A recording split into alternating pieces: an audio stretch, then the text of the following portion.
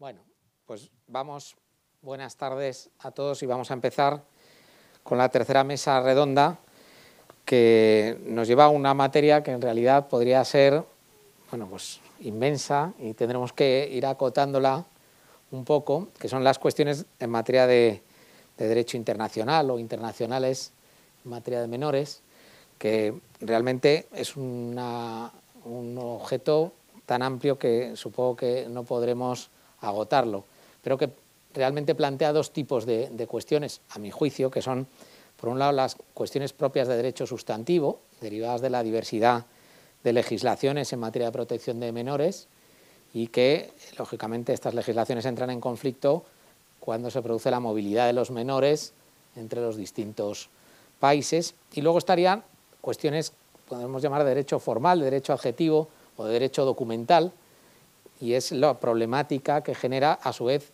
la diversidad de documentación que plantea también esta movilidad de los menores entre los diferentes estados. Y como punto de partida, pues siempre está la cuestión de la salida del menor, de la salida y la entrada, que es en definitiva lo que provoca esa movilidad y esos posibles conflictos de derecho. Bueno, pues para tratar estas cuestiones, o parte de estas cuestiones, tenemos a Juan José Hernández, que nos hablará fundamentalmente de la cuestión de la salida de España de menores, a María Segurado, a Esther Abad y a Isabel Lázaro, que son todos y todas expertas en la materia y sobre todo con una visión práctica que yo creo que nos va a iluminar mucho. Entonces voy a ceder sin más la palabra a María Asegurado para que nos haga una exposición que yo creo que va a ser un planteamiento, por lo que sé, general, que nos va a dejar muy bien encuadrada la cuestión. Cedo la palabra a María con el agradecimiento por su participación.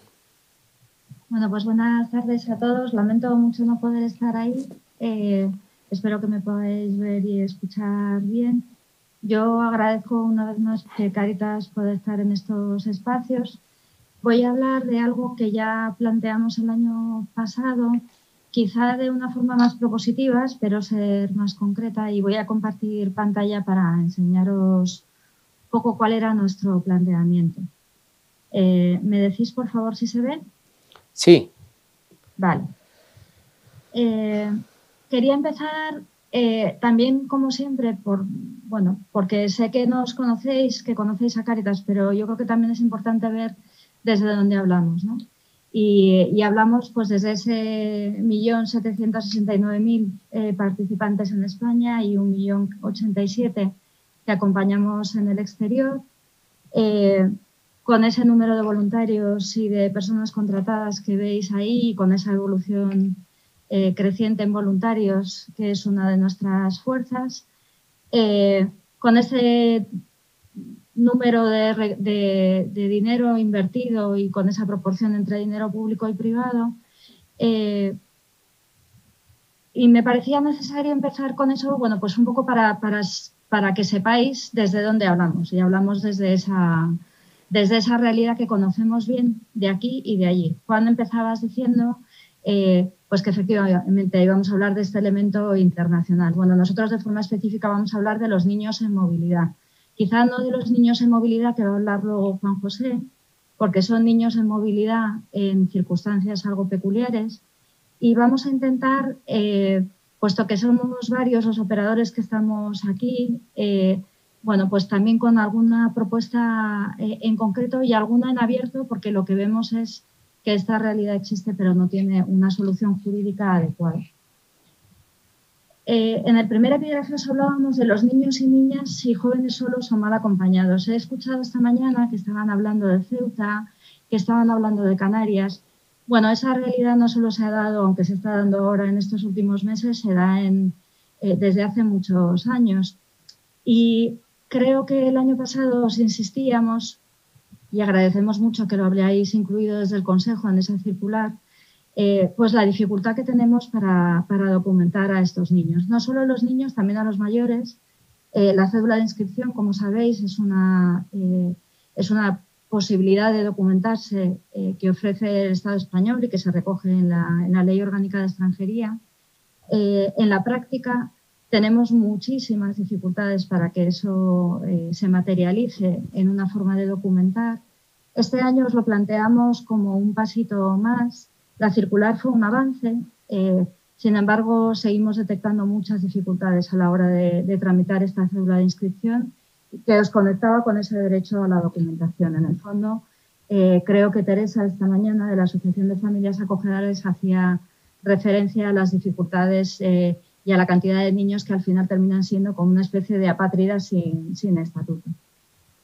También queríamos compartiros, bueno, pues la propuesta que muchas organizaciones de infancia, Cáritas también, ha hecho al Gobierno español para que esto se reforme y para que efectivamente, también en la línea de lo que comentabais en la mesa de esta mañana, esa coordinación entre administraciones se dé para documentar a los niños, de tal forma que no seamos nosotros, las organizaciones o las familias acogedoras, las que tengamos que estar pidiendo cédulas de inscripción cuando los niños no están documentados, sino que sean las propias administraciones responsables las que de una forma ágil puedan realizar ese trámite. Eso solo os lo comparto como una cuestión que Cáritas y muchas otras organizaciones de infancia ha planteado ya en firme al Gobierno como una reforma al Reglamento de Extranjería, que sabéis que se está tramitando en estos momentos, que se está trabajando, y nos parecía como algo muy importante en este aspecto. Eso es con respecto a los niños, niñas y jóvenes solos. Con aquellos que llamamos bien acompañados, porque en el fondo sí que vienen acompañados de papá o mamá o de un familiar, como decíais esta mañana también, de familia extensa, ¿qué pediríamos nosotros? Pues pensando en que nosotros estamos en los países de origen, los países de tránsito y en los países de destino, pues algo que comentábamos es pues un reconocimiento ágil de documentos notariales extranjeros, pero también una serie de indicaciones por parte del notariado y de estándares comunes para poder decir. Os pongo un ejemplo muy sencillo para que eso se entienda y por eso he elegido este cuadro de Rufino Tamayo de la familia. Si nosotros supiéramos que existen una serie de indicaciones comunes que pudiéramos dar a las familias cuando viajan, porque las familias viajan de forma separada y mamá está en España y el niño está en Guatemala, pero lo van a mandar con la tía y puede ir con un documento notarial con una serie de indicaciones para que ese documento notarial se fuera válido en España y luego lo pudiera escolarizar, pudiera documentarle. Aunque estamos hablando de reagrupaciones familiares un poco anómalas, se dan de forma permanente. Por eso, cada foto que os he puesto y cada cuadro que os he puesto, en cada una de las diapositivas, van destinadas a aquí son los niños subsaharianos, porque o marroquíes, que es con los que principalmente tenemos problemas, pero esto se da generalmente con familias latinoamericanas, donde existe esa reagrupación anómala. El niño está con un familiar, pero ese familiar no tiene ningún tipo de cobertura. Pues a nosotros nos encantaría poder tener esa guía de indicaciones donde pudiéramos proteger a la infancia que se mueve, porque está acompañada pero está desprotegida. Tenemos una realidad que os compartíamos el año pasado y que es una realidad con consecuencias muy graves para los niños y niñas y es la de los padres que desaparecen.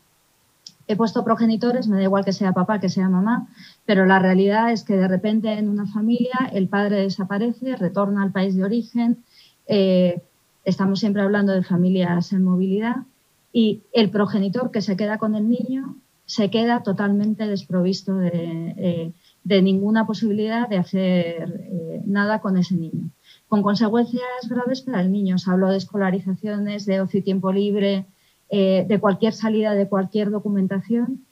Bueno, todos los que tenemos niños sabemos que necesitamos siempre la firma de los dos progenitores. Bueno, nada que no sepáis todos. Esta es una realidad no excesivamente numerosa, pero que ocurre y que genera muchos problemas dejando a los niños absolutamente indefensos. Necesitaríamos algún mecanismo o alguna solución rápida que no sea la que tenemos ahora, que es dejar a los niños y a las madres. Por eso os he puesto un cuadro, esta vez también de Guayasamín, con una madre y un niño, porque en la práctica lo que tenemos es muchas familias monomarentales, de las madres que se quedan con las cargas y los padres que, bueno, pues que no están. y además de tener la carga y el cuidado del niño, se encuentran con que están atadas de manos de forma jurídica. Y luego ya por último, queríamos poner también encima de la mesa esta realidad que llamamos la de los niños y niñas invisibles, que son niños que no sabemos qué hacer con ellos porque nacen en tránsito, pero fuera de centros médicos, sin registros de nacimiento, sin poder acreditar la filiación, excepto por análisis de ADN, sin nacionalidad, puesto que no hay atribución, no tenemos registro de nacimiento. Y ahí, bueno, pues también era enfocarlo para que pensáramos juntos que necesitamos una solución jurídica para estos niños. Da lo mismo que sean 2 o 152, estos niños en la práctica se encuentran, y estamos ya teniendo casos de niños que van creciendo sin ningún tipo de documentación de nada, lo que significa que efectivamente son nadie para todos los derechos. Yo termino aquí, espero no haberme alargado mucho y haber cumplido el objetivo, que era un poco poneros en contexto de lo que nosotros estamos viendo, de algunas de las cosas que vosotros desde el Consejo General proponéis como solución, pero también, bueno, de algunas de las cosas que probablemente no esté solo en manos del Consejo, pero de otros operadores jurídicos, el pensar una solución, pensarla juntos y pensarla rápido para proteger a los niños. Yo con esto terminaría. Muchas gracias. Muchísimas gracias, María. Primero, muchas gracias por la brevedad, que se agradece, y además porque has planteado de una forma muy clara, yo creo, las distintas situaciones en las que pueden encontrarse los menores. Y en fin, aquí el Consejo no es que estemos para dar soluciones, estamos para recoger un poco, nosotros aportar lo que podemos aportar, que tal vez es en la materia de la documentación, pero aprender de todos vosotros.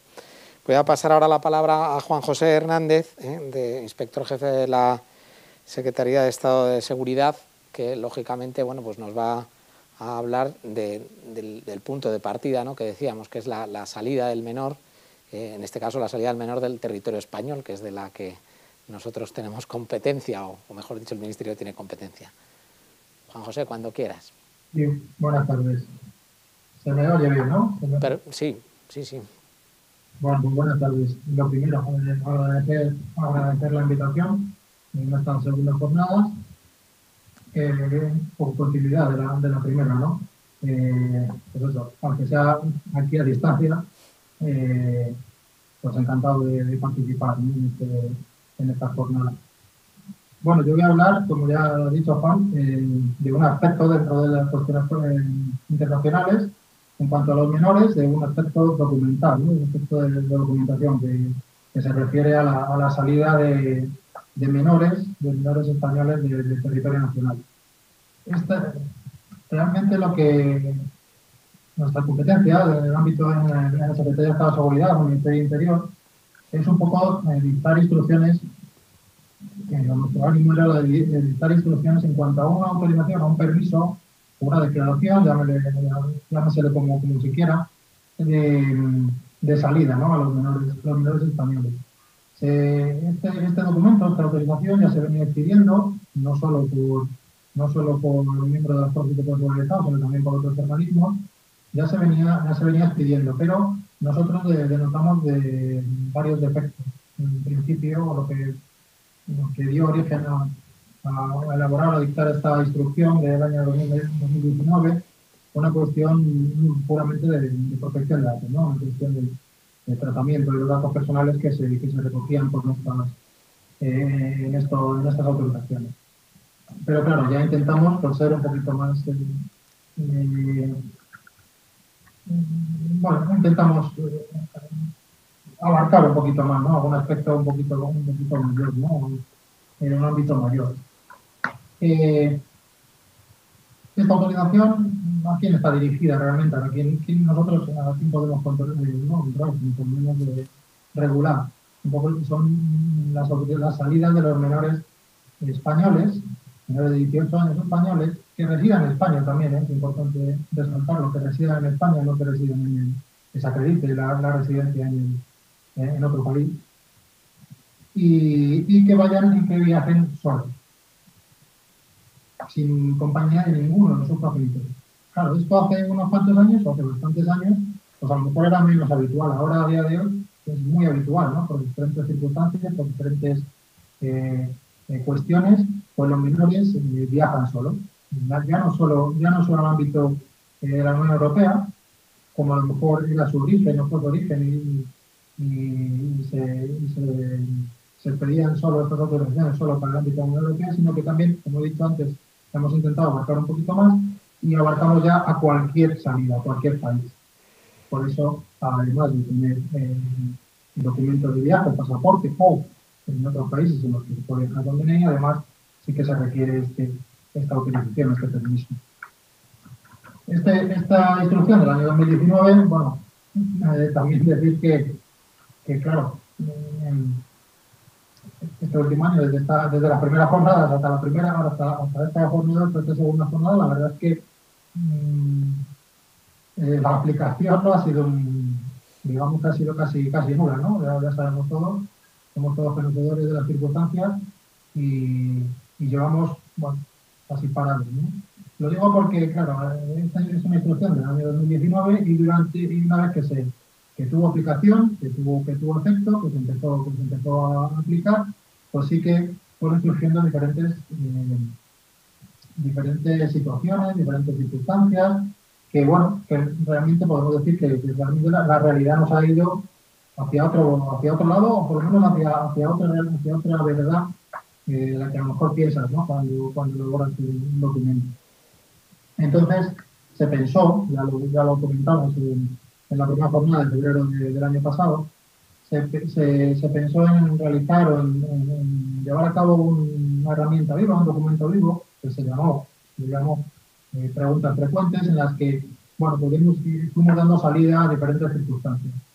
De hecho, a raíz de la primera jornada, ya digo, de febrero de 2020, sí que surgieron algunas demandas, se demandó personalmente algunas circunstancias que no habíamos previsto o que no estaba previsto y que tampoco estaba previsto en el documento, ¿no? En la instrucción, como por ejemplo qué sucedía con los menores en acogida o con los centros educativos, los viajes en los centros educativos, bueno, todas esas cuestiones. Ya digo, se intentó plasmar en un documento que tuviese una naturaleza viva, que fuese fácilmente modificable, a modo de preguntas frecuentes, que está colgado accesible en la página web del Ministerio del Interior. Que cualquier ciudadano, pues, a la hora de que su hijo menor, viaje solo, ya sea por una competición deportiva o por un viaje de colegio o porque vaya a viajar, o sea, a estudiar en el extranjero, pues se puede informar y ahí puede responderse, ¿no? Algunas dudas. Yo, por mi parte, en principio, también tengo que decir que, evidentemente, ahora últimamente, ¿no? Porque ya he dicho que ha estado casi un poquillo parado, no decir casi muerto, y ahora parece que se va, ¿no? Este verano ya parece que se va abriendo un poquillo la cosa, y también se nota, ahora lo hemos notado nosotros desde el Ministerio del Interior, porque Portugal también tiene ahí, bueno, pues ha surgido una serie de necesidades, o bueno, digamos, de una estrategia o una serie de acuerdos, quieren llegar a un acuerdo con España y a través del Ministerio de Transición Ecológica y Reto Demográfico, pues estamos trabajando junto a ellos con Portugal para facilitar la salida y entrada, ¿no? Los movimientos en frontera entre España y Portugal. Es verdad que en Portugal, pues, evidentemente en esas zonas limítrofes, en las zonas fronterizas, pues prácticamente entran y salen, ¿no? Es que se nos daba la circunstancia de que es que había pueblos o zonas en España que al colegio iban a Portugal. Entonces, bueno, claro, evidentemente al final están saliendo, ¿no? Y están saliendo todos. Bueno, pues todo ese tipo de cuestiones son las que vamos un poco limando, ¿no? Ya digo, estamos trabajando también, bueno, ahora mismo, actualmente, la semana pasada empezamos, se nos demandó por nuestra parte intentar agilizar o bueno, facilitar el movimiento fronterizo entre los menores de España y Portugal. Y poco más tengo que decir, también tengo que ser breve, ya que pensamos cualquier duda o lo que queráis manifestar. Pues muchas gracias, Juan José. También me consta que estamos trabajando, ¿no?, desde el Consejo para una aplicación informática, ¿no?, para que se pudiese comprobar, digamos, en frontera la veracidad del documento o ni siquiera exhibirlo, ¿no?, me parece. Efectivamente, claro, yo cuando ya he dicho que no solo la parte corporativa del Estado son los que piden esta documentación, este permiso.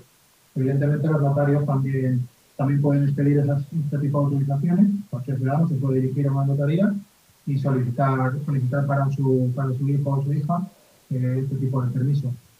Pero claro, nosotros tenemos como una doble función, ¿no?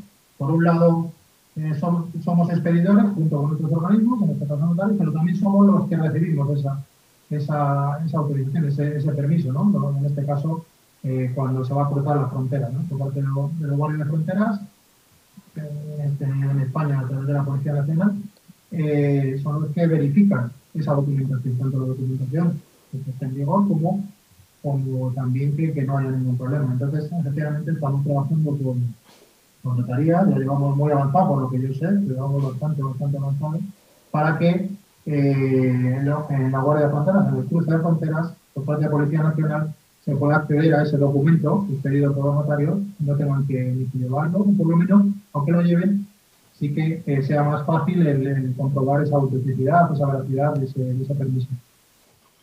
Muy bien. Pues muchas gracias, Juan José.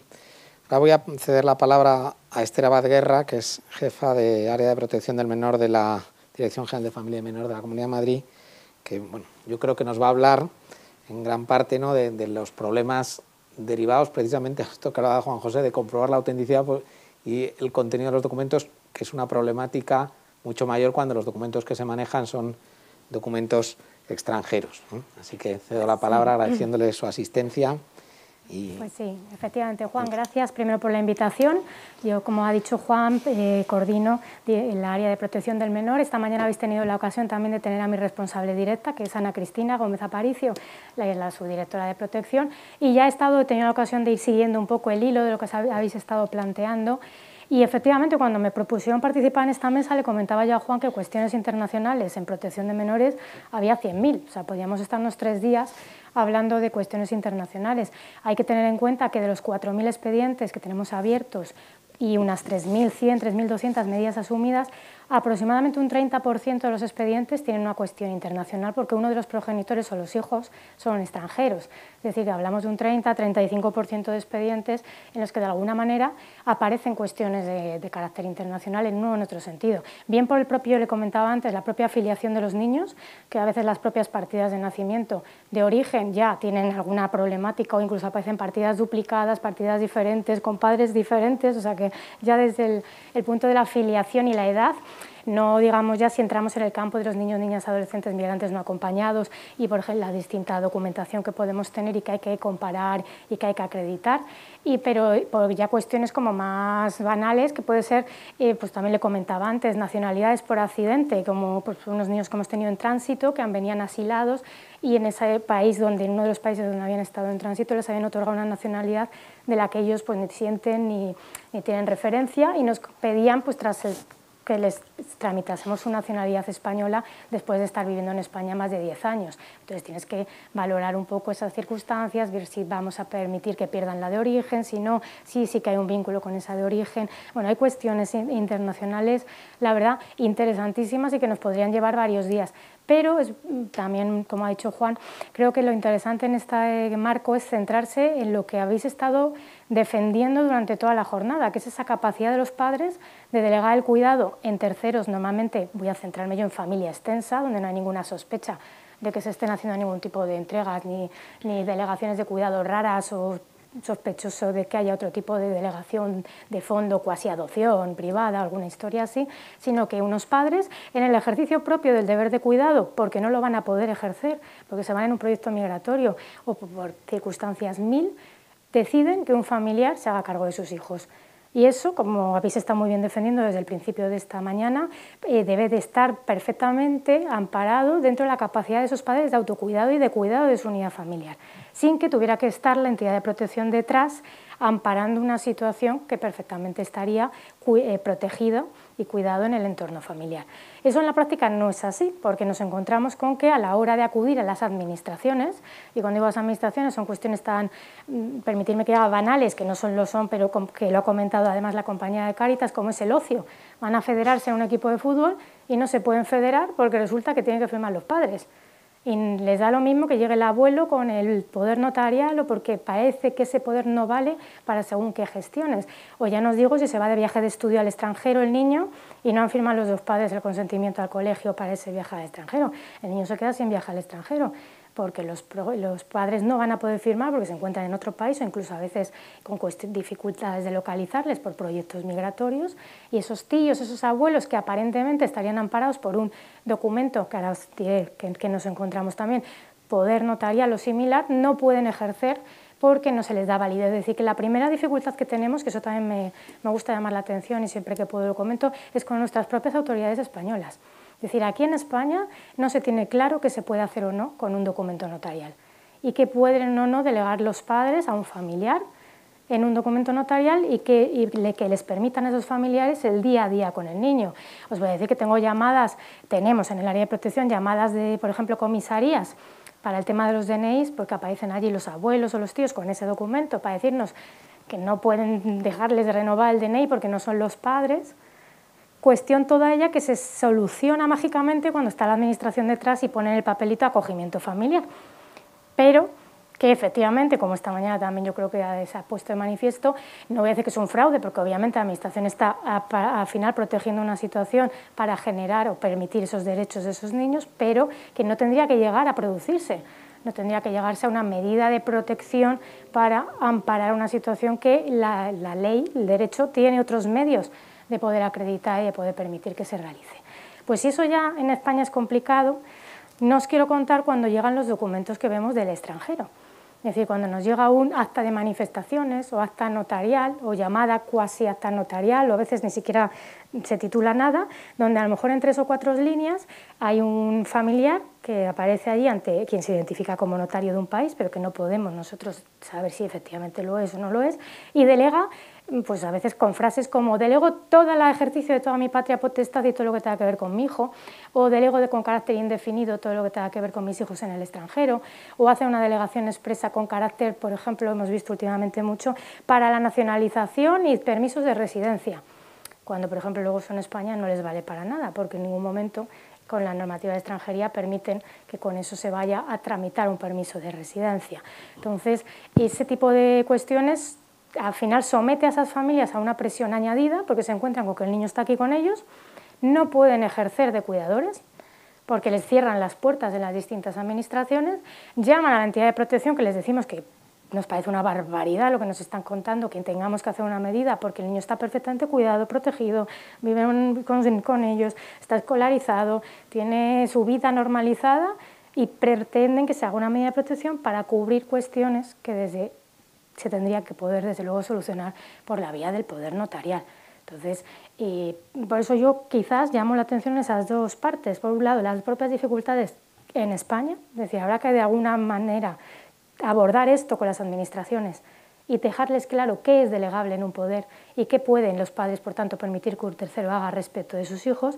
Y por otro lado, en relación a los documentos extranjeros, es aquí donde pues, iba a participar una compañera, ¿no?, internacional, que nos iba a hablar un poco de ese libro blanco, pero yo sí que de la intervención del año pasado sí que me permití ir recogiendo una serie de cuestiones que creo que podían ir hacia ese manual, que también ha comentado la compañera de Cáritas, que no vendría nada mal, o elementos mínimos imprescindibles un poco para homologar la cuestión de los documentos notariales o actas de manifestaciones, bueno, como las llamen en cada país.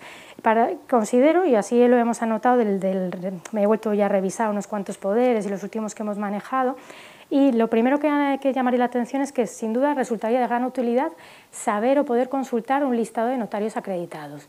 Es decir, cuando llegan firmado por el notario X, ¿Hay alguna forma de que esos listados de notarios estén en las páginas de los consulados, que se pueda contactar con algún organismo o con algún referente para que nos acredite que ese notario es quien dice ser? O solamente, por ejemplo, la vía de la legalización y la apostilla. Por lo tanto, se podría obligar a que en todo caso esos documentos lleguen legalizados o apostillados o pasen por nuestro consulado correspondiente allí donde viven esos padres para que validen ese documento y esas firmas, vamos, que nos digan que eso no lo han hecho con un Word, porque bueno, en fin, la tecnología ha avanzado mucho y todos sabemos que ahí se pueden hacer auténticas virguerías. Por lo tanto, sería cuestión de poder saber si eso es posible, poder saber si el notario es quien dice ser o si se les puede exigir en todo caso unas apostillas o unas legalizaciones. Consideremos que esto también tiene unos costes, entonces pues vuelvo entonces a lo del principio. Si el documento luego no les va a valer para nada, pues tampoco les vamos a pedir que inviertan un dinero que a veces del que tampoco van sobrados. Pero luego también garantías mínimas del procedimiento en el cual se habrá emitido ese documento. Es decir, ¿el notario les ha visto realmente? ¿Han estado presentes en una sala con una persona que les ha explicado que van a hacer una delegación, que esa delegación tiene que ser temporal o por lo menos en vocación inicial, temporal, porque uno no delega a su hijo para siempre, ni delega el cuidado en principio para siempre, por eso este tipo de delegaciones de cuidado parentales deben de ser temporales? Se ha intentado, en la medida de lo posible, saber si su hijo lo sabe, no lo sabe, si está de acuerdo, según la edad que tenga ese niño. Se les ha enumerado o no las cuestiones delegables y las que no, se les ha llamado la atención sobre las precauciones o incidencias legales en el país donde lo están haciendo, pero también en el país donde va a estar el hijo, porque puede ser que haya normativas y cuestiones más o menos incompatibles o diferentes. Desde luego, como digo, es habitual ver frases de delego todo el contenido de la patria potestad a todos los efectos y para siempre, algo que creo que aquí ningún notario pondríais en uno de vuestros poderes.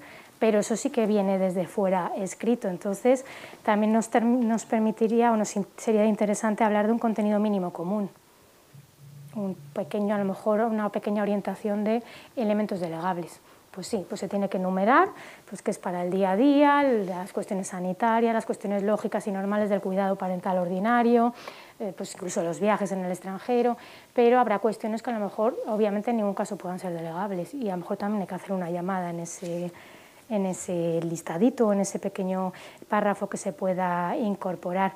Y por último me había apuntado ya que eso también, pues eso, llama la atención sobre expresiones que en ningún caso pueden ser equivalentes en España. No se va a poder poner en ningún caso, pues eso, entrego a mi hijo a todos los efectos, porque eso, y además con carácter indefinido, que suelen siempre terminar, por si acaso tienes alguna duda, pues con carácter indefinido, para que no tengan ninguna duda de que ya se va a quedar para siempre. Bueno, pues eso, al menos a priori no. Luego ya veremos cómo deviene el caso, cómo deviene la situación, los servicios sociales nos podrán informar, pero al menos a priori para emitir ese documento pues no debería de aparecer esa coletilla o esa pequeña referencia a la indefinido, sino al revés, se les tendría que quedar claro que se les ha hecho una llamada de la temporalidad. Los padres en principio están llamados a acabar haciéndose cargo de sus hijos, por lo menos ese será el trabajo que hagan los servicios sociales también con esas unidades familiares, pero si no es posible, bueno, pues el tiempo lo dirá y las circunstancias. Pero yo creo que con esos mínimos, o esa pequeña homologación, ese libro blanco que decíamos de buenas prácticas, podría permitir, uno, que no se embarquen en documentos que cuestan mucho dinero, que luego aquí son inservibles absolutamente, y segundo lugar, pues que no nos encontremos con situaciones que a veces se han producido por malos asesoramientos o malas informaciones, porque han hecho algo que a ellos les han dicho que valía. Y luego cuando llegan aquí, sus hijos no pueden ser cuidados, o no pueden realizarse los trámites necesarios por los familiares, porque encuentran trabas en todas partes, ¿eh? Y cuando digo en todas partes, absolutamente en gestiones.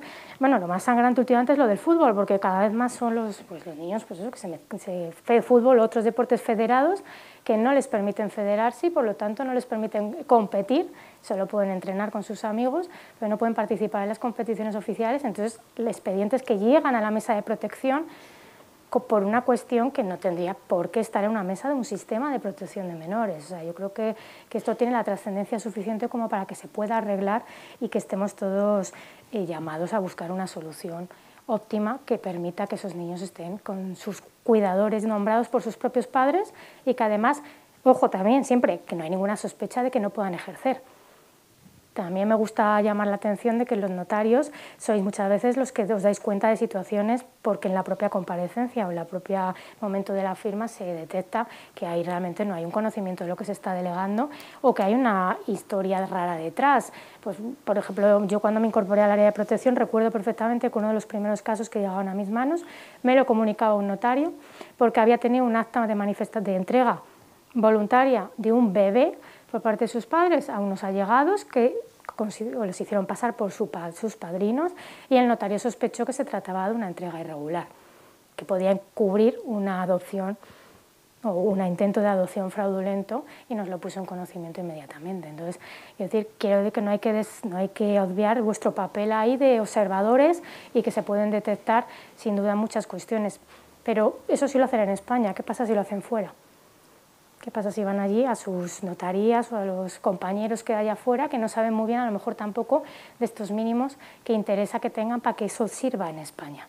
Entonces yo creo que, por seguir el hilo de lo de esta mañana, la capacidad parental de delegar el cuidado a los propios familiares creo que hay que defenderla al máximo, porque para eso son los padres y para eso pueden buscar alternativas de cuidado, donde mejor que en la familia extensa. Evitemos entrar como sistema de protección, que además tenemos la llamada de ser la mínima intervención y preservar la unidad familiar, y evitemos tener que entrar sobre todo cuando yo creo que hay mecanismos legales para poder arbitrar sistemas que permitan que eso funcione y que no nos tengan que llamar a nuestra puerta. Y por lo tanto, como decían esta mañana, lo dijo Almudena, que es una frase que usamos mucho también nosotros, de ojalá no tengamos trabajo, ojalá de verdad podamos solucionarlo todo, porque las familias son capaces, en el ámbito extenso o con las familias solidarias, las familias de acogimiento, somos todos capaces de organizar un sistema en el que cada vez tengamos menos necesidad de una medida de protección y menos de una tutela administrativa para cubrir una situación de representación, que es la que tenemos sobre la mesa ahora mismo. Yo creo que con esto... Muchas gracias, nos has dejado planteados muchos temas muy interesantes. Yo creo que, claro, en las jornadas primeras ya lo que se puso de manifiesto es la diversidad documental en España, ¿no? Es decir, que lo que se sintió era la necesidad de hacer unas buenas prácticas notariales para los notarios españoles. Esto ya yo creo que da idea de la dificultad de la materia, porque claro, un paso más es hacer una guía de buenas prácticas internacional. Me consta que, y por eso estaba previsto la intervención de Cristina, que es notaria de Buenos Aires y presidente de la Unión Internacional del Notariado, que es, digamos, el organismo en el cual es lógico que se esté o se empiece a trabajar en ese libro blanco, que plantea pues, muchas dificultades por la diversidad, primero notarial, es decir, que claro, lo que has preguntado, la comparecencia. Bueno, el grado de comparecencia ante el notario no es idéntico en los distintos sistemas notariales. En España, toda intervención notarial presupone la comparecencia ante el notario, pero en otros países no, en función del tipo de documento. Tal vez deberían encuadrarse esto en los tipos documentales que exigen comparecencia ante el notario, pero claro, esto es una cuestión que involucra también ya a la legislación sustantiva del país de origen, ¿no? Lo cual pues, nos lleva a nuestra última intervención, Isabel Lázaro, que es profesora de la Universidad Pontificia de Comillas y que nos va a plantear, yo creo, pues con algunos ejemplos, según me ha comentado, concretos, pues los problemas que plantea la diversidad de legislación sustantiva, que en el fondo está en la base del problema, que luego se traslada a la diversidad documental y, en fin, a todas estas cuestiones que yo creo que hemos ido tratando. Sin más, pues agradeciéndole su intervención, le cedo la palabra. Pues bueno, en primer lugar tengo yo que agradecer que me hayáis invitado, porque realmente se plantean cuestiones muy interesantes que son resultado tanto de la globalización como de una nueva manera de entender la familia y de entender los derechos de los niños y las niñas, y nos obligan a pensar juntos, ¿no? que es un poco el planteamiento que me hacíais, más que venir aquí a sentar cátedra, que se diría. Se trata a veces de sentarse a pensar y a imaginar soluciones nuevas para problemas que se están planteando como muy novedosos. Así que, pues gracias por esto, porque siempre es un reto, el plantearse así estas cuestiones. Como os decía, yo creo que nos estamos enfrentando a situaciones muy nuevas, porque más allá del discurso general sobre la globalización y todo esto, que quizá en algunos momentos nos pueda tener hasta aburridos, lo cierto es que las personas nos movemos, menos en el último año y pico, que esta pandemia nos ha tenido bastante sujetos, pero lo cierto es que hay un movimiento de población que pone en contacto a personas de distintos lugares, que lleva a quien vivía en un determinado lugar a buscarse la vida en otro, y esto pone en contacto distintos sistemas jurídicos. Y este movimiento, que siempre ha planteado cuestiones propias del derecho internacional privado, pues dudas acerca de quién es la autoridad competente para resolver determinadas cuestiones, qué ley es aplicable, qué eficacia tienen los documentos que se expiden en un Estado cuando son trasladados a otro Estado, pues además de estas cuestiones nos encontramos con un movimiento, yo casi hablaría de una auténtica revolución dentro del derecho de familia y concretamente de los derechos del menor, que en lo general, lo que es el marco general, creo que se han asentado, pero que necesitan ir calando en toda la sociedad y ir modificando todo el hacer en todos los sectores. Me estoy refiriendo a lo que ha supuesto la Convención de Derechos del Niño del 89, lo que ha supuesto su recepción primero en el 96 en nuestra ley orgánica y luego la reforma de 2015, ahora una nueva reforma que acaba de salir y que tendrá que ir desplegando, como digo, sus consecuencias. Y colocan dentro de la familia pues, al niño en una posición diferente de aquella en la que se encontraba.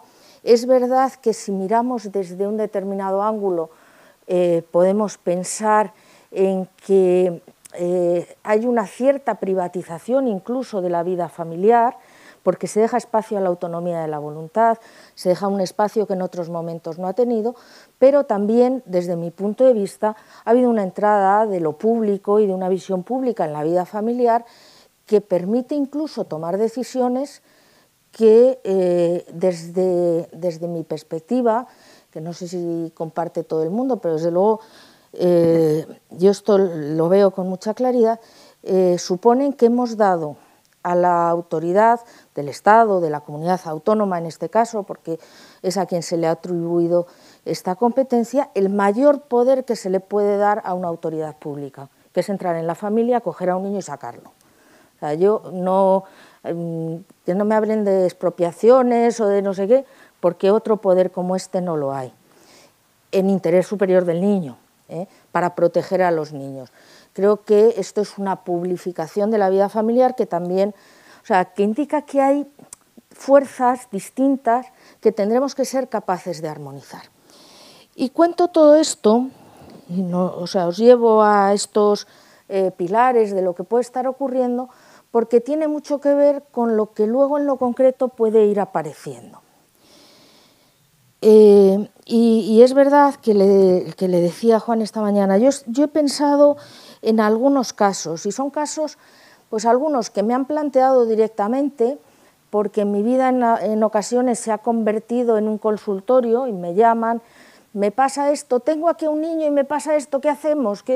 Y entonces pues te obligan efectivamente a pensar en determinadas soluciones y otras veces pues en cosas que conozco pues a través lógicamente de lo que autoridades o lo que los propios tribunales vienen resolviendo.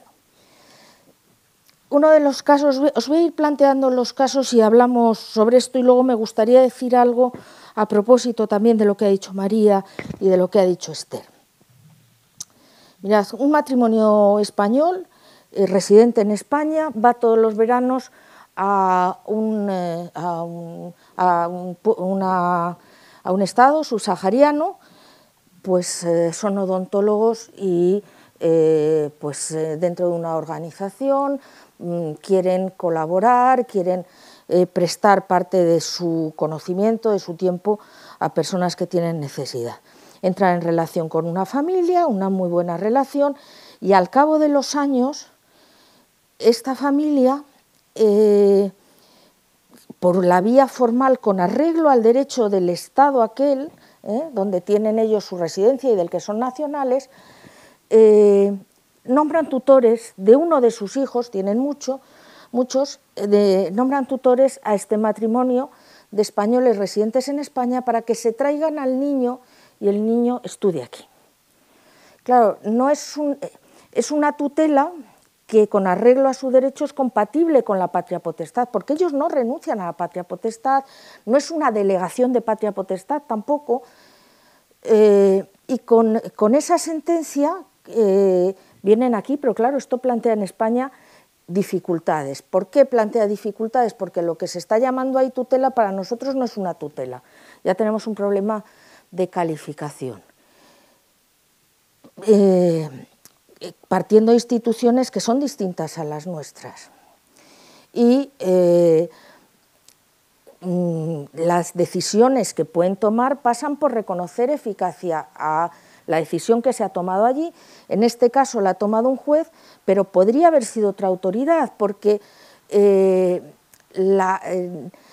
tanto la decisión, que puede ser de una autoridad o puede ser de los propios padres, depende de lo que aquel sistema jurídico establezca.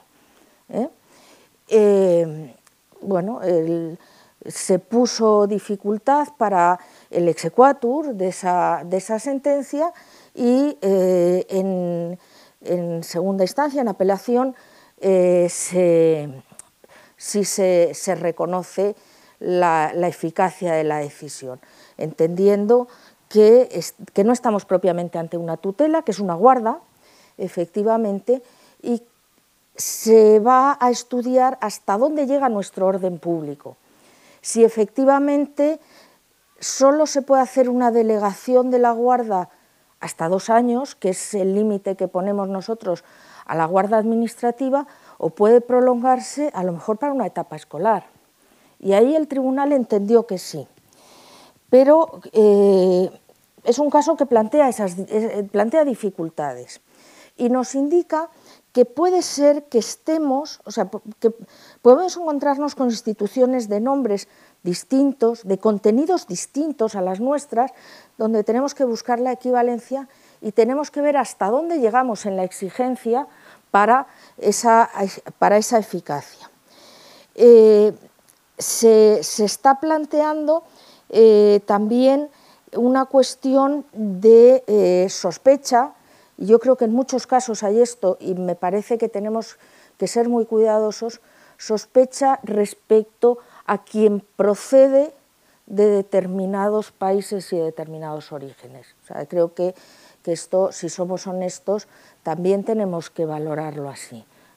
Estamos ante un intento de inmigración irregular, parece que nos hemos convertido en Frontex casi todos, porque consideramos que nos corresponde, que tenemos una cierta responsabilidad a la hora de valorar esto.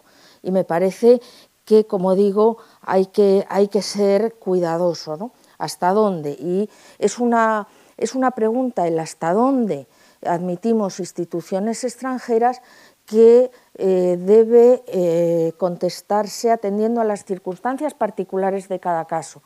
Algo muy parecido es lo que puede plantearse con las kafalas, por ejemplo, que tantas dificultades han dado también para ser aceptadas. En el fondo, una kafala, cuando los padres están vivos, no una kafala respecto a un niño que no tiene padres, pues viene a ser también una guarda o un acogimiento, y, como digo, nos plantea ciertas dificultades porque también a veces se han utilizado esas instituciones para burlar las instituciones de nuestro derecho. O sea, que hay motivos para cierta preocupación, desde luego que los hay, y hay tráfico de niños, y esto también hay que decirlo. En una ocasión me llamaron, no voy a decir de qué organización, pero de una organización importante, y me dejaron muy descolocada con la pregunta, planteándome la situación de un niño de 8 años subsahariano también, que había entrado a territorio español por Ceuta. Y este niño había sido descubierto a sus 8 años en Ceuta y había entrado en el sistema de protección. Pero indagando sobre la situación del niño se había descubierto que su padre estaba en Francia en situación irregular. Tenemos una legislación de extranjería en toda Europa, no solo la nuestra, que para las reagrupaciones familiares establece unas reglas que son incompatibles con la familia. Y son incompatibles con la familia porque exigen un transcurso de tiempos que impide que las relaciones familiares se mantengan con una mínima normalidad. Esto hace que las familias se dividan, viajen solos los niños, buscando encontrarse con los padres, pagando a quienes por el camino aceptan este comercio que supone traficar con las personas. Esto es así. Pero claro, el padre en Francia no se atrevía a venir. Había un problema de documentación, también porque el niño venía indocumentado. La propuesta que me hacía esta organización, que yo les dije, pero por favor, ¿me lo estáis diciendo en serio o esto es un chiste?, era que el padre otorgara testamento, reconociendo en el testamento la filiación, y que el niño atravesara España con el testamento de su padre, exhibiéndolo así en la mano para que le dejaran atravesar la frontera. Claro, digo, estamos locos. O sea, perdonadme que hable así con esta claridad, pero me parece que hay que buscar cauces normales para reunir a las familias, donde sea. Quiero decir que si la decisión es que la familia no esté en territorio europeo y hace falta una expulsión, que sea una expulsión que afecta al conjunto de la familia. Plantear a un niño de 8 años que tiene que esperar en nuestro sistema de protección hasta los 18 para poder reunirse con su padre o con su madre, a mí me parece que está absolutamente fuera de lugar. ¿De qué manera podemos, y creo que hay maneras sencillas, documentar esta relación de filiación y acompañar a este niño allí donde se encuentre el resto de su familia? Algo parecido se planteaba también de separación en un caso también pues que a mí me resulta llamativo. Me parece que trasladamos nuestro concepto de familia como con plantilla a otras familias. Venía una niña con una señora que no era su madre, era la segunda esposa de su padre. Y en este caso venía documentada. Lo habían querido hacer bien y efectivamente un notario extranjero, el equivalente a un notario, porque uno de los problemas que tenemos no es tanto el listado de notarios como qué funciones desempeña la persona en el país en el que se encuentra. Porque en algunos casos se habla de notarios y no son fedatarios públicos, claro, pues es otra cosa. Nosotros tenemos un sistema en el que el notario da fe y por tanto no se pone en cuestión el documento sin más, que este es otro de los problemas. Pues esta señora venía con un documento en el que se acreditaba que la niña era hija de su marido. Había varias esposas, pero se había hecho la prueba de ADN, pues habían venido en patera, habían hecho la prueba de ADN, esta no es la madre, la niña entra en el sistema de protección en Andalucía y como no era la madre, y además lo reconoció abiertamente, no estaba mintiendo, traigo esto, no, pero con este documento no puede seguir viaje, la mujer siguió y la niña quedó en el sistema de protección. Y a veces en resolver una situación así, o sea, el planteamiento inicial es llegar a la mayoría, pero otras veces es que se tarda años en resolver esto, con lo cual la vida familiar se rompe y destrozamos la vida de estos niños. Como digo, pues otro caso en el que yo creo que habría que buscar cauces para dotar de eficacia a esta documentación. O sea, tenemos que asegurarnos que no hay tráfico de niños, pero que efectivamente no rompemos la vida de las familias. Es que tengo varios casos en este sentido. No todos efectivamente se plantean con extranjeros que vienen del sur o con extranjeros que vienen del otro lado del mar, a los que miramos, yo creo que con ojos discriminatorios a veces, ¿no? Con esa sospecha. Y hay que ser cuidadosos con el tema de la discriminación, hay que ser serios evaluando las cuestiones, pero no son estos los únicos casos, ¿no? Nos hemos encontrado con otros en los que, por ejemplo, por un accidente de tráfico faltan los padres, quedan aquí los hijos. ¿Qué dificultades tenemos para que los hijos puedan hacer viaje al país de origen? Ellos tenían aquí la residencia, pero resulta que sus abuelos están en Reino Unido. Pues hay que procurar la reunión de esta familia cuando este sea el mejor interés de los niños, que es un elemento que tenemos que integrar. Y para esto, yo estoy de acuerdo contigo, no siempre tiene que entrar la Administración con el sistema de protección en su conjunto. Hay mecanismos que permiten garantizar que se evalúa el mejor interés del niño y que se va a procurar llevarle al lugar donde deba tener su residencia. Acabo enseguida.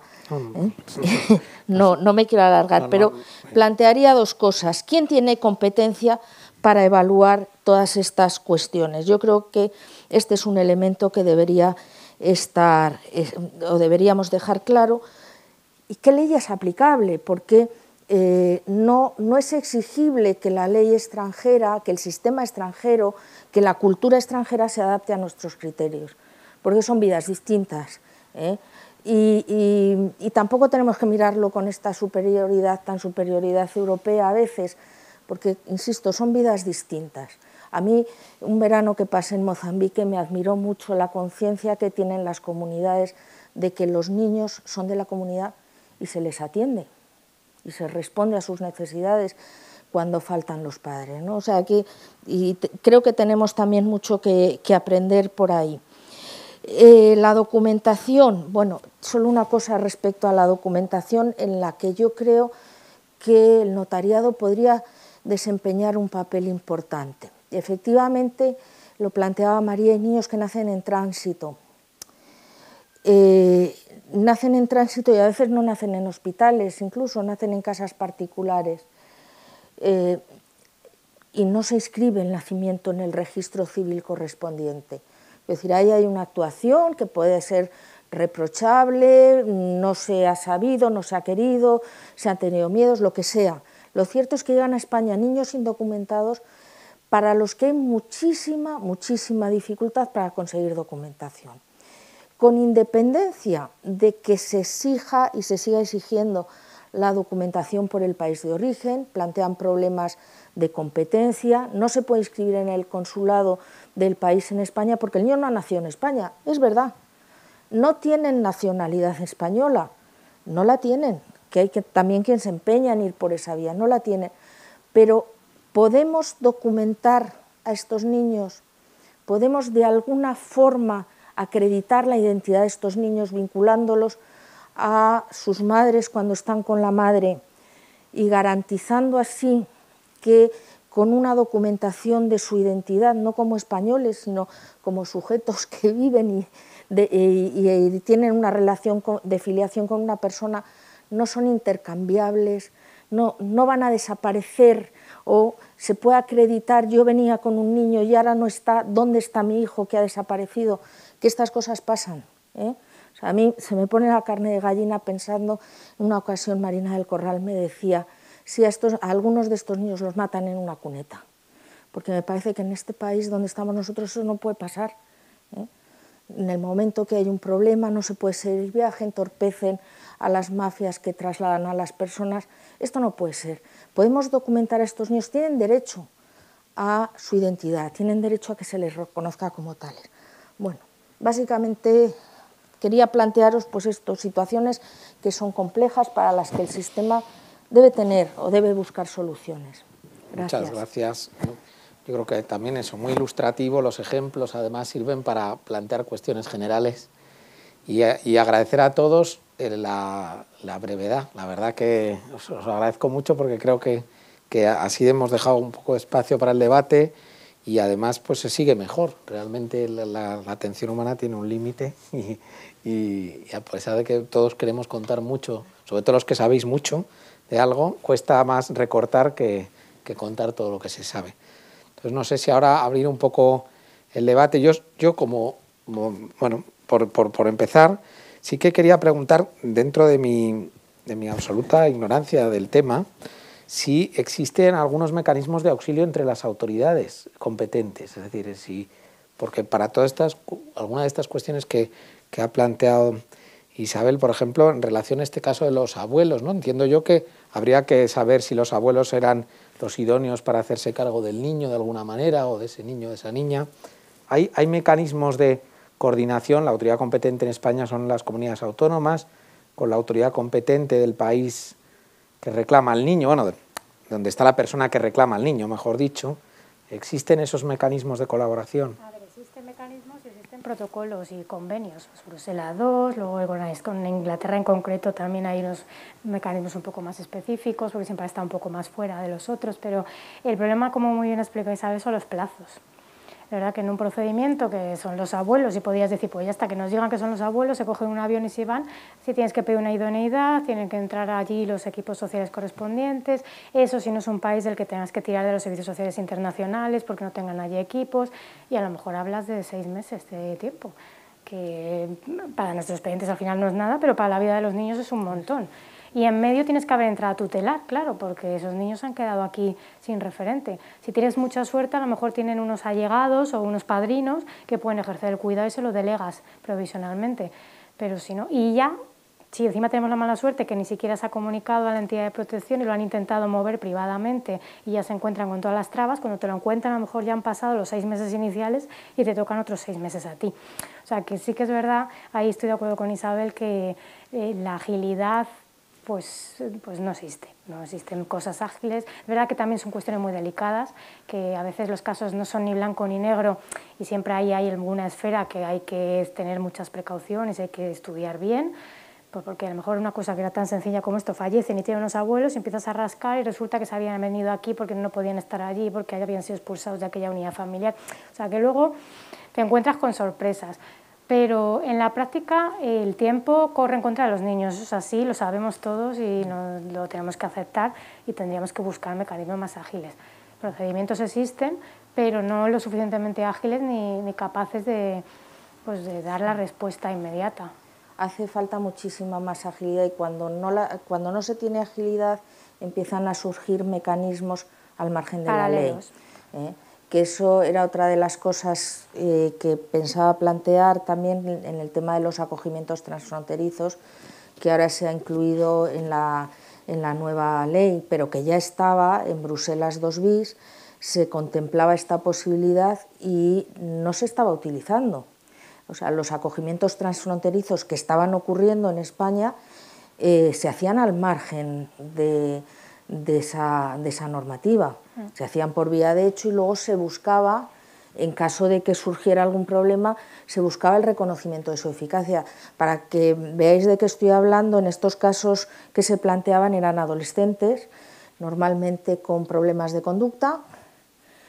Se tomaba la medida de acogimiento residencial en el país extranjero donde tenían su residencia, consideraban que dónde iban a estar mejor, pues en España, se los traían normalmente en la Costa del Sol, tenían allí algunos centros a esperar a que cumplieran los 18 años, a abrir la puerta y hasta luego.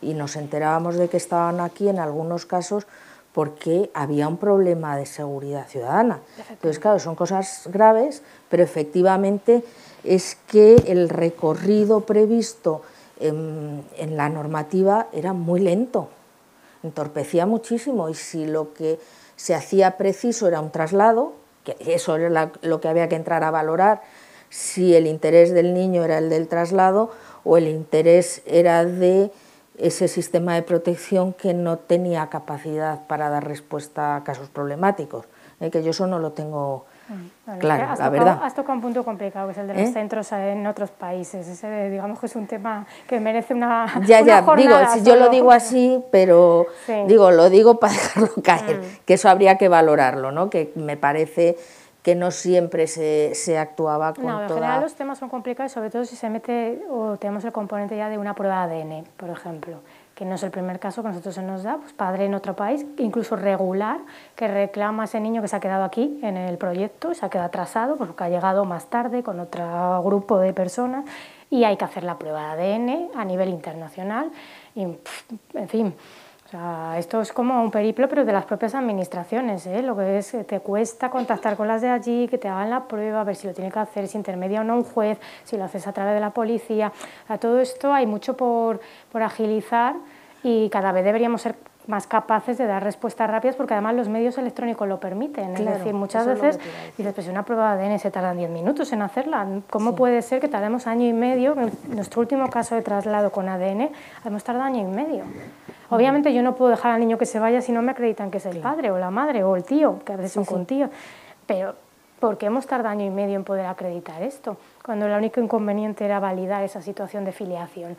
Es decir, las administraciones muchas veces también somos impotentes ante estas situaciones. O sea, no somos las primeras que nos vemos muchas veces incapacitadas para agilizar, porque te encuentras con bueno, pues que muchas veces ni siquiera en el otro país lo han hecho nunca, no saben cómo hacerlo, no saben a quién acudir. O sea, que hay... Sí. No sé si están María y Juan José. Una cosa que quería preguntarle a María, si está...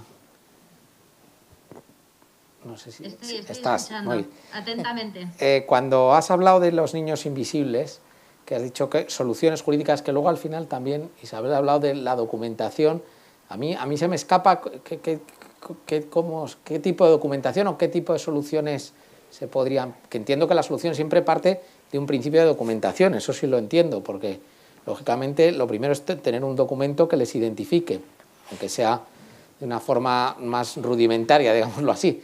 Pero ¿dónde podrían conseguir ese documento? Porque no sé si la colaboración de los notarios, ahí a mí se me escapa qué podríamos hacer nosotros o en otras instancias, vamos. Claro, yo creo que poder hacerse se pueden hacer cosas. Yo, en casos que hemos tenido, que Isabel además conoce bien, o sea, creo que la pregunta que nos tenemos que plantear es si tenemos acreditada que mamá es mamá y el niño es el niño, por lo menos ya tenemos claro que Fátima es mamá de Hamid. Y eso permite decirnos al menos que Hamid existe y que tiene tantos años o nació o que refiere. Bueno, eso es casi te diría que es un acta de manifestaciones que permite hacer un inicio de filiación. Exacto. Lo que pasa es que nosotros, excepto que yo me equivoque, no podemos inscribir en el registro civil un nacimiento que no se ha producido en España.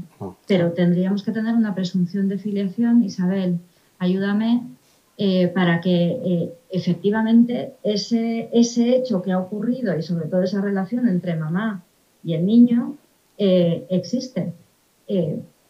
¿Cómo? Pues insisto, un acta de manifestaciones que reconozca eso apoyando el ADN. Una afiliación, un acta de filiación pues que reconozca esto, pero un inicio de algo que nos permita luego poder seguir con ese hilo. Yo, Isabel antes decía, y en mi intervención hablaba del derecho a la documentación, el derecho a la identidad. Estos niños invisibles, por no tienen ni nombre, bueno, el que les ponga a su madre, que es como un derecho básico sustancial. Entonces, cuando os lo he puesto en la presentación, no sé muy bien cuál es el camino. Lo que sí que tengo y que probablemente exija una reforma legal, pero de la misma manera que no aceptaríamos, no sé lo que ocurría antiguamente, pero intuyo que había niños que nacían fuera de los hospitales y en casa y había inscripciones fuera de plazo y se generó un mecanismo para que eso fuera posible. Pues algo parecido a eso. No tengo una respuesta cerrada. Lo que sí que sé es que el derecho tendría que poder dar respuesta a esa necesidad Insisto, sea 1 o sean 25, porque aquí no es una cuestión cuantitativa, es una cuestión de derechos humanos. Es que vamos a tener, imagínate que ese niño crece, vamos a tener a una persona completamente invisible, no va a poder hacer nada. Y eso yo creo que el derecho no lo puede, el derecho español, no puede permitirlo. No sé, Isabel, si tú lo ves esto. Vamos a ver, sí, o sea, creo que esto pasaría por la asunción de responsabilidad de documentar a los niños, no como españoles, o sea, insisto, yo lo tengo clarísimo, pero sí documentarlos para poder acreditar su identidad cuando al menos esa afiliación resulte clara, aunque en lo demás en el propio documento toda la duda esté presente. Pues dice que ha nacido no sé dónde, pues lo dice, pero yo no puedo asegurar que esto es así, ¿no? Pero que este niño, una vez que se han hecho pruebas de ADN, es hijo de esta señora y los dos están aquí, de estas pruebas no se dan resultados a las personas. O sea, tiene un objetivo puramente policial, de control. Pero tú dices, cuando crezca tiene un problema, tiene muchísimos problemas, es verdad, pero cuando son así de pequeños, es que estos niños pueden desaparecer, es que pueden ser traficados, pueden producirse adopciones irregulares, o sea, ahí están sometidos a un tráfico que es escalofriante. Entonces ya de entrada ahí se debería buscar la manera de poner los medios para evitarlo. Yo creo que esto le corresponde a la autoridad del Estado, básicamente, y tiene que modificar en ese sentido normas, pero en el entretanto yo creo que sí que hay cosas que se pueden hacer, que son un paso intermedio, ¿no? Que permiten eso, acreditar esa relación de filiación, ya está. Y sobre esa base, pues digo, luego tienen otras dificultades para ir al colegio, cómo empadronamos a este niño que no existe, no tiene documentación. Si te dicen en el consulado, no, es que habría que inscribirlo en el registro del país donde nació, o si no, en el registro central, pero exige presencia de la madre. Mire usted, es que yo he solicitado protección internacional, ¿cómo me vuelvo al país de origen? Si es que no puedo. Entonces, es decir, se están dando unas situaciones que al final se explican porque las razones que se dan son razones que uno puede entender, pero el derecho del niño a que se respete su identidad y el interés superior del niño, que hemos dicho que es superior a los demás intereses, debería ser el motor de la respuesta. Debería obligarnos a ir superando todas esas dificultades en favor del niño. Sí, y yo estaba muy de acuerdo con algo que planteaba Isabel, que es el principio de la buena fe. Es decir, en el momento en que tenemos acreditada la filiación y que está claro que mamá es mamá del niño, creo que tendríamos que poder dar esa respuesta en positivo desde, bueno, pues ya hay un principio, un indicio que establece al menos la filiación y que debiera permitir ese inicio de documentación que decía Isabel, porque también luego nos permite trabajar con el país de origen e incluso llegar a una documentación de otro tipo. Pero sin eso es que no podemos hacer absolutamente nada. Y de otra, vamos, no sé, lo que yo recuerdo y lo que veo en otras operaciones jurídicas es que esa buena fe o ese indicio que es más que un indicio, porque estamos hablando de un análisis de ADN que para que dé la afiliación tiene que dar un 99,9%, es decir, que no se están inventando nada. En niños tan pequeños como los que estamos hablando, porque obviamente no estamos hablando de niños de 10 años o de 13, sino de bebés que llegan a España con sus mamás, una vez que está acreditado que son sus mamás, a partir de ahí la responsabilidad yo entiendo que sí que debe ser nuestra, ¿no? Y frente a ese indicio habría que poder dar una cobertura jurídica. Creo que hay que extrapolar otros indicios de buena fe, que con esos indicios y la buena fe permitirían documentar. Lo podemos hacer en cuestiones mercantiles, lo podemos hacer en cuestiones de propiedad, lo podemos hacer, el derecho civil da para mucho, pero en estas cuestiones no nos había surgido esa posibilidad. Creo que hay que explorarla y darle un camino. Muy bien. bueno, volviendo, vamos, yo por sacar otro, bueno, un tema que más, yo daba por sentado que los documentos extranjeros se exige que estén legalizados o apostillados. Bueno, sí, podemos darlo por sentado, pero las familias aparecen con el documento que Ya, aparecen. no, pues claro. Y luego además te preguntan muchas veces, pero si pago eso va a servir, porque claro, según qué trámite cuesta o no cuesta, la apostilla no, pero la legalización según qué país, las traducciones... Digo, pero ahí la diferencia está entre un documento que se tiene como documento privado o si tú lo quieres hacer valer como documento público, tiene que llevar o apostilla o tiene que estar legalizado. O sea, eso... Sí, es la práctica o la teoría realmente es esa. Luego la práctica es la familia que te dice, pero yo me pago el tal, pago la traducción, pago cuál, y esto me vale. Y es cuando le tienes que decir, pues espérese, déjeme que me lo lea, que a lo mejor le digo que su contenido ya de por sí... La dificultad de la apostilla es que no hay que conseguirla vale. en el país de origen. Claro, y entonces a veces eso es lo que se les puede hacer complicado estando aquí, ¿no? Pero a partir de ahí tú no lo puedes poner en duda. Ah, pues no sé, igual este no es el notario. Pues mira, es que si lleva apostilla ya no me lo puedo preguntar. Me gustaría preguntármelo, pero no me lo puedo preguntar. Efectivamente, cuando ya esté todo con sus sellitos, todo válido. Pero eso puede ser incorporado, Esther, a lo que decías de esas orientaciones que nosotros también demandábamos. Esa guía. Sí. Que cuando nosotros planteábamos en esta mesa, Juan y Jorge, si está por ahí, si recordáis, nosotros tenemos muchas consultas, sobre todo de América Latina, en aquellos países donde no hay visado y los niños viajan. ¿Qué pueden hacer los padres? Porque es que los padres no son un grupo de descerebrados que quieren dejar a sus niños con cualquiera, sino, como decía Esther, personas que quieren que sus hijos estén cuidados o por la familia extensa y lo quieren hacer de la mejor manera posible, pero no saben qué tienen que incluir, a quién tienen que acudir, qué mínimos tienen que recoger. Antes, Esther, mencionabas, yo pensaba en la reagrupación familiar hecha niquelada conforme a la ley de extranjería. Y incluso en esos casos hemos tenido muchas dificultades por la diferencia de conceptos. Es decir, que la reagrupación familiar de los hijos con un cónyuge en España, que está regular y que puede ejercer la reagrupación familiar, nos exige ya que el progenitor que se queda autorice la guarda en concepto de reagrupación familiar y, como tú decías antes, pues hemos tenido denegaciones porque efectivamente el padre lo hace de forma indefinida, pero claro, indefinida en su proyecto vital no es para toda la vida, sino para todo el rato que estén con la madre. Fíjate si tuviéramos la posibilidad de tener ese tipo de indicaciones y orientaciones claras todos, lo que podríamos ayudar a las personas, ¿no? Sí. Los que estamos del otro lado, que no son tantas cosas ni tan complicadas, creo yo, ¿eh? No son, vamos, respondo, aunque no me corresponde mucho responder.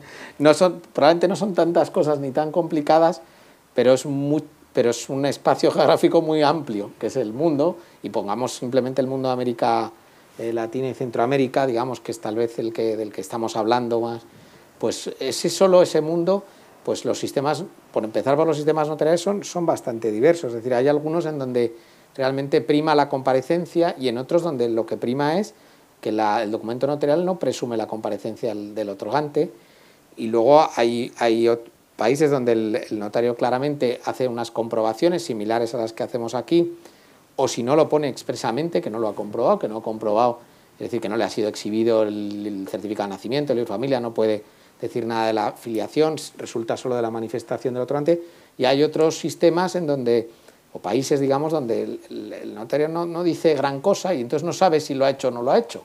Es decir, guarda un silencio acerca de si el padre si eso es una manifestación de que ese señor dice ser padre o si verdaderamente él ha comprobado que es el padre. Claro. Ya no digamos el tema de oír al niño y esto, en fin, esto ya yo creo que es un tema que tenemos que avanzar aquí en España. Me parece ciencia ficción, desde el punto de vista práctico es que hay documentos notariales que son media cara, cuando digo media cara es que es media cara, y luego los hay que sean sus 4 o 5 páginas al equivalente en España, pero que en media cara te han condensado el nombre, el apellido de todos los que van a participar y todo lo que delegan, o sea, imaginaros... Tampoco hay que fiarse de la extensión, porque hay muchos países donde lo que hacen es protocolizar el documento que les lleva redactado por las partes, con lo cual... Realmente lo que es un acta de protocolización, en donde el notario lo único que dice es que recibe ese documento. Claro. Sí, que le da validez. Ni siquiera bueno, normalmente por lo menos dicen que las firmas son del que ha firmado, ¿no? Pero puede llegar al caso extremo, donde, digamos, es la recepción de un documento sobre el cual no se pronuncia ni de su contenido ni siquiera de su autoría. Con lo cual ya, bueno, eso es tanto como que si yo recibo el mismo documento en mi protocolo, porque... Claro. ¿no? En fin, todo esto que es, efectivamente en realidad se resume casi en decir si ha convertido en presencia o no, si ha acreditado la afiliación o no, y luego unas pautas en cuanto al contenido, de establecer unos máximos temporales y una cierta enumeración de lo que se delega o evitar probablemente menciones súper genéricas de que delego todo, ¿eh? Esto que podemos decirlo y resumirlo aquí 5 y nos quedamos tan contentos, claro, eso implantarlo en países tan diversos, bueno, yo creo que la Unión Internacional de Notariado yo creo, estoy convencido que lo va a hacer, que seguro que hará una guía de buenas prácticas. Otra cosa sobre la cual no podemos ser todo lo optimistas que tal es que se implante, digamos, se implantará, pero claro, el nivel de implantación, si nos está costando a nivel de implantación, por empezar por nosotros mismos, de esta circular, en fin, que no es fácil que no, todo... Si existe y lo puedes hacer referencia a ello, sí, incluso se lo puedes asesorar cuando te preguntan previamente, sí. ¿Cómo tienen que venir mis nietos aquí? Pues ¿qué tienen que traer? ¿Qué documento debería de pedirles a los padres? Pues todo eso ya también... será un avance, entonces yo creo que sin duda se trabajará, vamos, me consta que se va a trabajar en ello, y lo que pasa es que todos estos procesos pues requieren... Sí, lo que conviene es empezar. O sea, ir dando pasitos, que siempre cuando uno da un paso está más cerca que cuando está solo pensando en toda la dificultad que tiene, ¿no? Vamos a intentar además entre todos un poco pues clarificar donde haga falta, ¿no? Y facilitar allí y establecer, claro, los límites, que también es una manera de facilitar, es decir, mira, si se da esta circunstancia es que no va a poder ser, bueno, saber a qué atenerse, ¿no? Sí, porque no hemos hablado del otro, que hay muchos temas en los traslados de estos niños. Estoy segura que estaréis de acuerdo conmigo en que luego también estaría la parte y los adolescentes y los traslados y estas reagrupaciones fallidas en las que a lo mejor si se hubiera avisado a esos padres que van a proceder a ese traslado, y ojo, que tu hijo tiene 15 años, que le desarraigas, que va a llegar allí, que no conoce a nadie, que se incorpora a un mundo nuevo, que tú piensas que va a ser mejor, pero ojo, a ver si no lo va a ser, has tenido en cuenta esto, otro, o sea, no hemos abierto ese pequeño melón, por así decirlo, pero que a lo mejor no es labor del notario, pero a lo mejor sí que es labor derivarle a que hablen con un... Nosotros hemos hablado muchas veces con los consulados, la posibilidad de que intermedien allí en los países de origen para asesorar a esos padres que van a hacer esas reagrupaciones a veces forzadas, un poco en ese deseo de darles una vida mejor, que es muy legítimo, pero que luego está llamado a un fracaso porque esos adolescentes lamentablemente llegan al sistema de protección porque esa familia que les recibe, pues no, esa madre que a lo mejor no les ha visto nunca, les trae, que estaba con el padre, lleva 15 años sin conocer a su hijo, entonces pues no sé hasta qué punto también unas precauciones mínimas, viendo a ese chico, escuchando, y sabes a dónde vas, sabes por qué, estás de acuerdo. Sí, cuando muchas veces vienen aquí y nos dicen, si es que yo no quería venir. Sí, pero no solo precauciones, o sea, yo creo que este llamamiento que hay de apoyo a las familias es apoyo también a estas familias, porque esas advertencias no se las hemos hecho cuando ha venido la madre sola, se ha tirado aquí 15 años trabajando en cosas para las que la necesitamos, la hemos necesitado y hemos aprovechado. Ella no ha valorado la ruptura familiar como debía, no sé si yo hubiera sido capaz de hacer esta valoración de qué suponen 15 años que han servido para soportar la vida allí, para crear unas condiciones para otros mejores. Yo no habría sido capaz de hacer esa valoración y ahora se encuentran con que reciben a un adolescente y creo que necesitan mucho apoyo. Claro. Pero a lo mejor escuchando a ese niño que hasta ahora no se escucha, que también, como decía Juan, pues esto ya es abrir una brecha, ¿no? Una nueva orientación de las funciones en ese documento, escuchando a lo mejor a ese adolescente a veces te puede transmitir también pues esa duda incluso del traslado. Yo no sé, Juan José, si está Juan José, que supongo que también tendrán problemas con los documentos extranjeros para la entrada, ¿no? No sé hasta qué punto eso, cuando entran... Sí, claro, la cuestión de la documentación es un mundo, la verdad. Sí, es tanto la entrada y más que la entrada en las susceptibles identificaciones que hay que se pueden llevar a cabo, ¿no? En el ámbito de la seguridad ciudadana. porque muchas veces, bueno, no están documentados o, bueno, por diferentes circunstancias, ¿no? Es muy complejo. Y ya no solo la identificación, o sea, ya no solo la documentación en sí, sino la veracidad de esa documentación, ¿no? Es muy problemática también. No sé si Jorge querías decir algo. Bueno, yo añadiría que, bueno, que tenemos aquí un reto que conviene y podemos abordar, ¿no? Verdaderamente en el ámbito, la equivalencia funcional en la documentación notarial es una dificultad en sí misma que tenemos en las notarías todos los días, no ya cuando nos referimos en el ámbito patrimonial, en el ámbito societario. Todos los días tenemos que valorar si determinado documento cumple los requisitos de equivalencia para poder entender que en atención al notariado que existe en ese país, pues podemos darle eficacia y entender que es un documento apto, aunque sea para el tráfico jurídico internacional.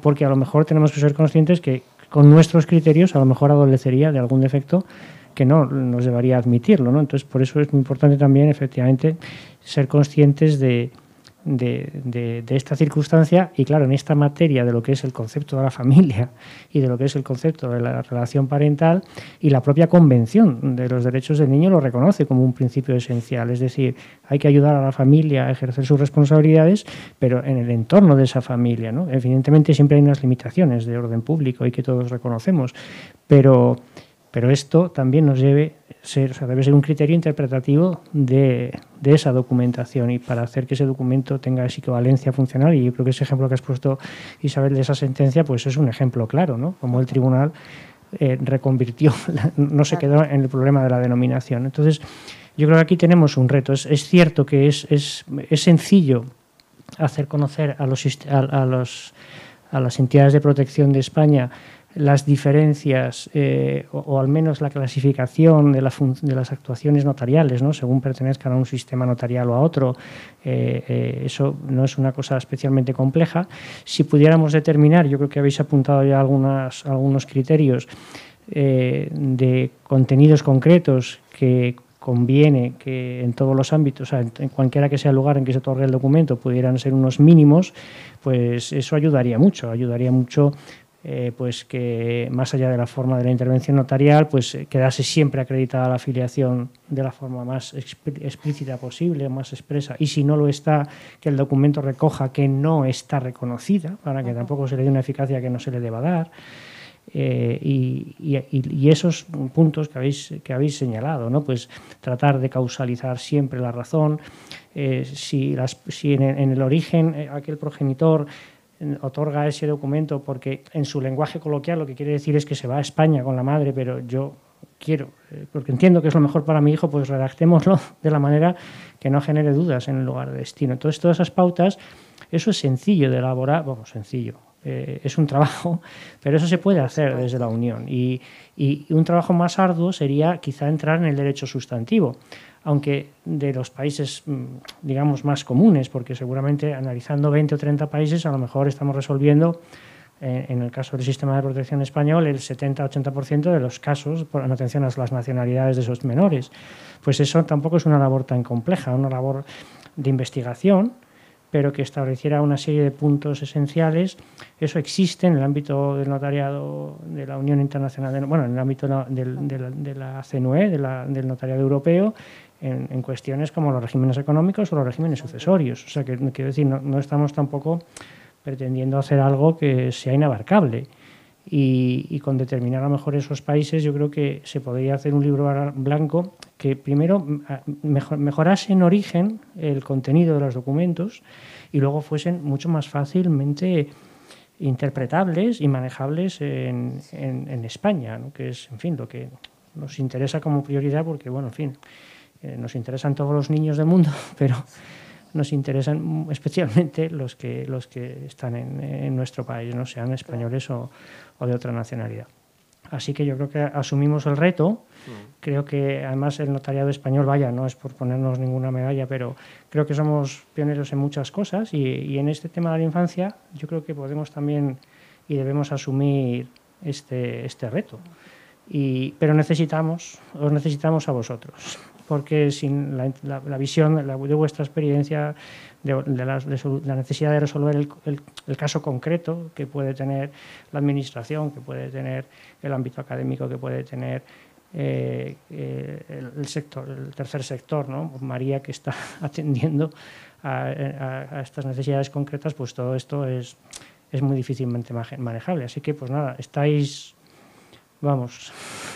invitados a seguir trabajando en esto, que creo que sería un reto estupendo. Cuando hicimos la primera jornada no teníamos una circular informativa para todas las notarías de España y ahora ya la hemos sacado adelante, ¿no? Y además con un gran consenso en el notariado y en los decanos, ¿no?, de toda España. Y yo estoy seguro que en el ámbito internacional podemos y debemos abordar esto. Así que, bueno, pues en lo que a mí me toca, pues muchas gracias, porque yo creo que ha sido muy, muy, muy interesante. Pues la verdad es que no sé si queréis añadir algo más. Pues nada, que a mandar.